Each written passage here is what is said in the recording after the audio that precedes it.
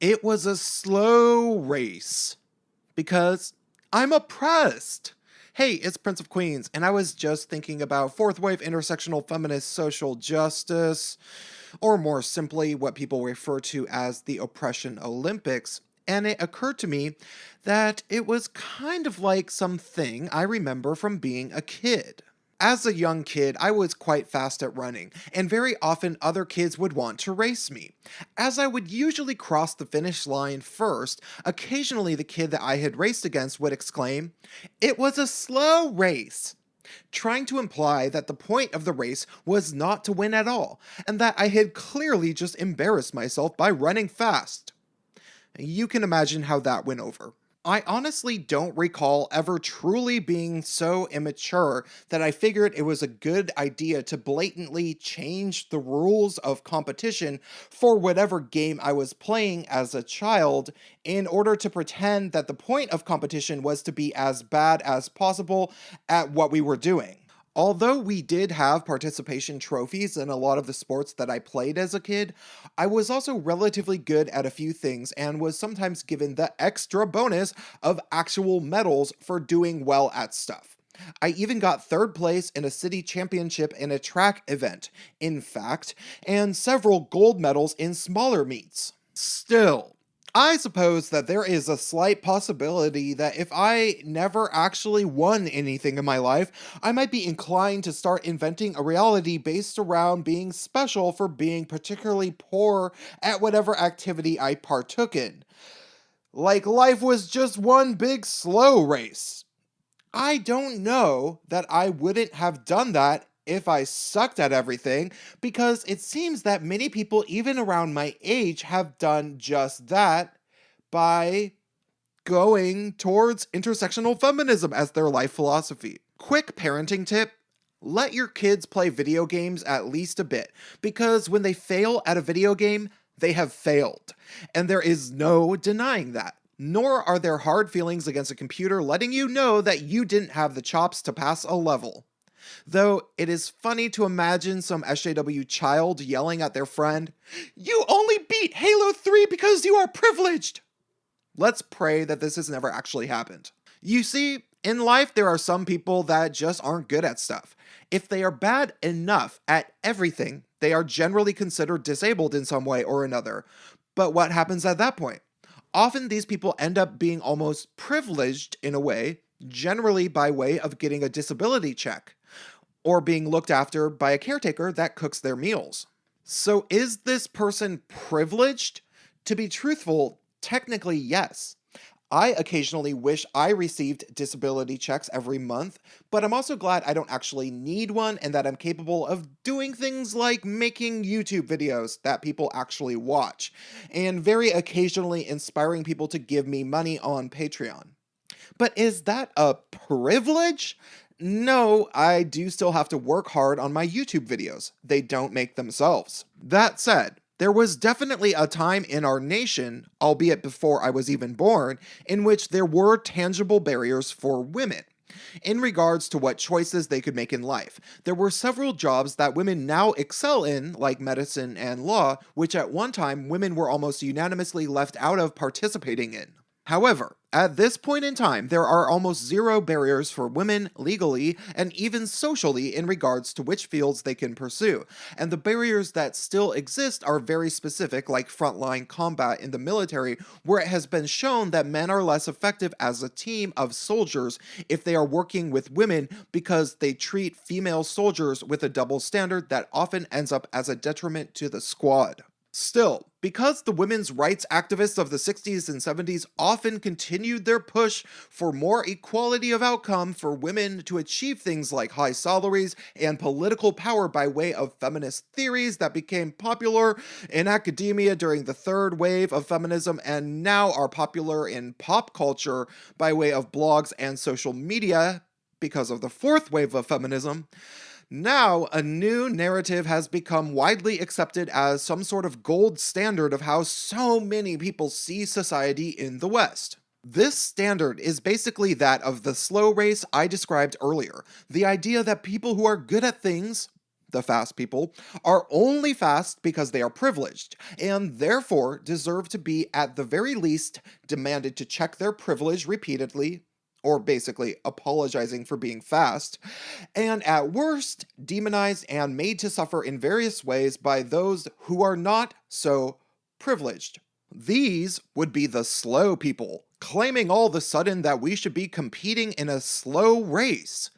Apparently, these people never played video games, and they don't understand you can't just change the rules to make yourself win in actual reality, or even just a consistent virtual reality like what is fostered in a video game. I'll say it like this. If a black lesbian in a wheelchair ended up becoming a professor of law at Yale, she wouldn't tell her students, I got to where I am because of my oppression as a black lesbian in a wheelchair. She'd say, work hard, motherfuckers!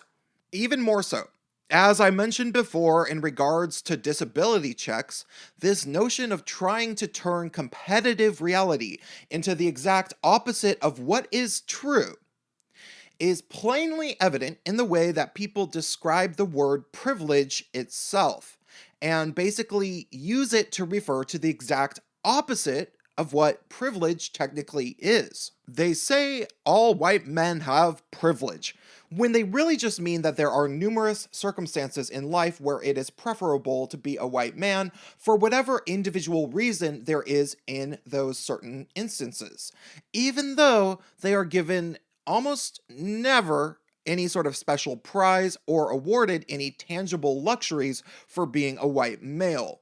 Maybe sometimes if you're hanging out with the KKK? I don't know, I've never hung out with the KKK. Sure, perhaps occasionally people get hired or put into a university because they are white men, and somebody in charge prefers white men, but pretty much nobody would ever admit to that. However, racial minorities and women often do get hired or admitted to a university because they are a woman or a minority, like in Canada, where Justin Trudeau appointed a 50% female cabinet just because feminism. Both white women and racial minorities of all types legitimately are given actual, tangible, and notable privileges just for their identities in many situations, as a way of overcompensating for the assumption that they are disadvantaged by most circumstances in life, on account of women and racial minorities, besides maybe Asians, often not excelling to top positions in society. Many people are told that they are privileged when they are merely not disadvantaged by being seen as the unusual candidate for whatever they are attempting to sign up for, when the mere lack of being disadvantaged does not actually equate a privilege, technically, though being accepted to a university or hired at a company because of an affirmative action quota literally is an actual privilege. I'm not saying this always happens to people, but it's a real privilege when it does. This appears to be a small bit of semantics, but considering so much of the contemporary socio-political dialogue is based around conversations around privilege and oppression, it's good to very clearly define what a privilege actually is and how dishonestly these things have been talked about in recent years especially. Truthfully, I feel that it's no coincidence that just about every individual alive in the West who is overtly preoccupied with discussions where they demonize privilege also happens to be a feminist, because women are given so many tangible privileges in society that benefit them very specifically as women, and therefore, in order to maintain the narrative that they are doing something particularly noble by fighting for equality of outcome for women, they need to first redefine what a privilege truly is. For one small example of many that I could use, there are drastically more social service resources for women in the West, including countless organizations that offer free services to women and girls exclusively. This, I imagine, has to do simply with what many people describe as an empathy gap between male and females in society, where women's welfare is assumed to be inherently more important in society than the more disposable males that we have. Why? Well, The true justification for this tends to be simply that women tend not to succeed in earning as much money as men in the cold hard capitalist system of supply and demand, for whatever complicated reason. So women are given the consolation prize of a social safety net. You see, although the male half of the population won the race to earn more money, where although sometimes some of them had the occasional circumstance that might have possibly benefited them based on their maleness, they still won the pragmatic race to earn more money. But of course, in terms of social services that definitely only benefit women, it was a slow race the whole time. All men are left out of the homeless shelters and mental health care that is offered free for women in so many places in the West. But of course, all women can potentially earn a lot of money. It does happen sometimes. Women are often given the actual privilege of social services that exclude all men, even though not every man earns more money than every woman. Interesting how that works out. That all said, I legitimately believe that the feminists with power, the feminists that sit at the top positions in lobby groups, media, who have political power and have positions in academia, the ones who write and perpetuate the social Marxist theories that so many people legitimately seem to swallow in the current year. I sincerely believe that these people are actually aware that they have succeeded in reprogramming so much of Western society into believing, to be fair, that slow race they always wish they had been partaking in when they were kids growing up, after they were repeatedly beaten in races by kids who happened to simply run fast. And these people want to keep it this way. They like the slow race. These people couldn't win in many circumstances in their own life, so they organized to change the rules of the game to put themselves on top, which is maybe one of the reasons why average IQs in the Western world apparently have been going down, while those in China and Russia apparently have been going up. It's not that there shouldn't be a social safety net at all. I personally feel that if somebody really can't take care of themselves or their family for a good reason, they should be helped out in some way. But should this person be praised and glorified ahead of people who can take care of themselves?